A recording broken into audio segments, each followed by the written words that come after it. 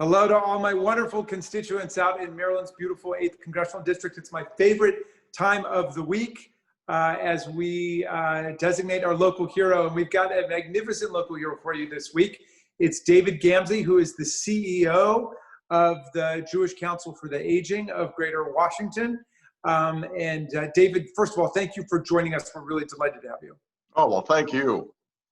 And your agency provides a multitude of services and programs to support older adults and their families, and helps them connect to the resources we've got here for older Americans. But I want to start with this question, which is, how are we as a society treating older Americans? You know, in some sense, there's a romantic mythology that we revere them, we esteem them, but it's also possible that we really discriminate against them. And I wonder how you see that.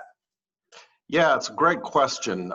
You know, we're so sensitive about gender, about race, about so many things, but not so much about aging. And yet, when you take a look at our community, our society, we see that there's very few opportunities for old and young to interact. They're each in their own little segregated area, even a church, synagogue, any house of worship. The old folks go one way and the youngsters go another. So that's one of the reasons that JCA runs a program called Interages, because it enables young and old to connect, and older adults to tutor and mentor the young, and youngsters to let older adults know that they're remembered. So that's one thing that, you know, I would encourage older adults, any adults, to do, is to volunteer across generations. It's so necessary. You know, the other thing we're seeing is that, particularly because of COVID-19, so many older adults are losing work, and they're looking at this as a lifetime change.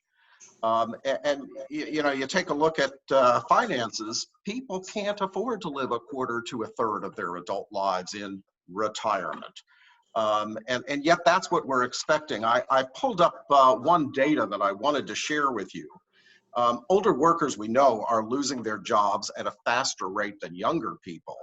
But what we're seeing is, because of the COVID recession, about 50% of workers over the age of 55 will be poor or near poor by the time they reach 65.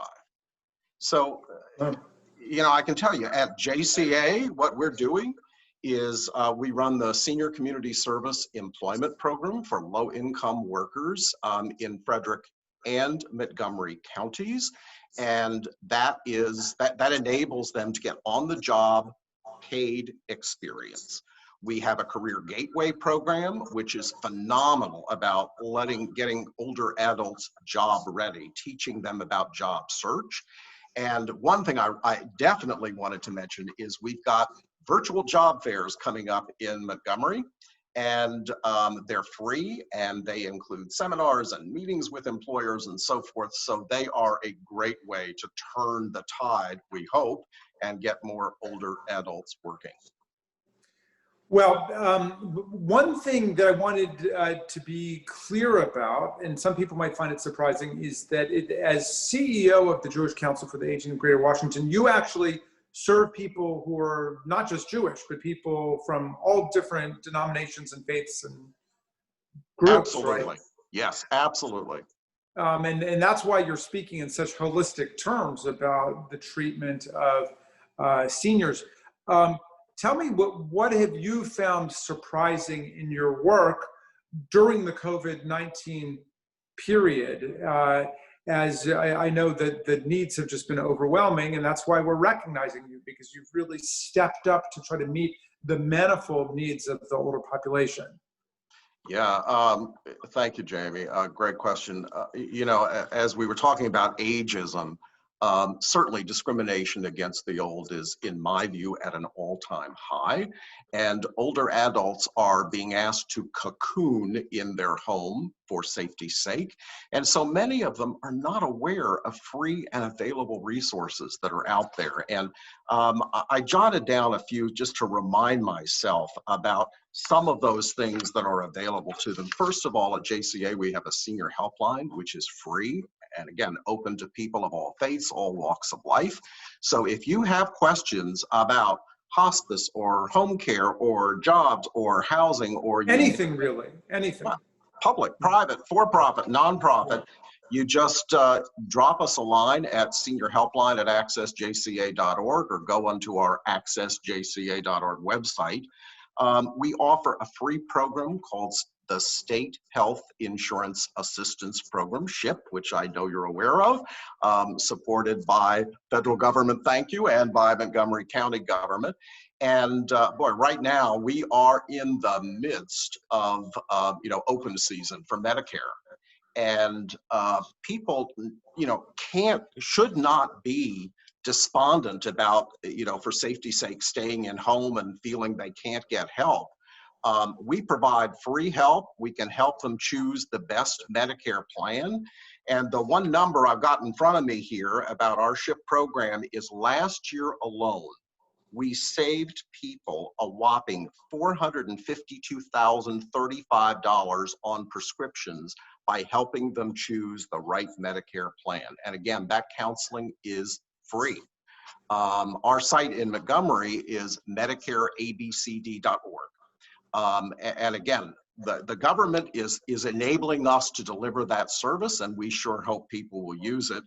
The last thing That's a fantastic service, which a lot of my constituents have profited from. So thank you for that. Good, and thank you. So, and then the last thing I'll mention is mobility management. Especially because of COVID, it's tougher and tougher to get around locally.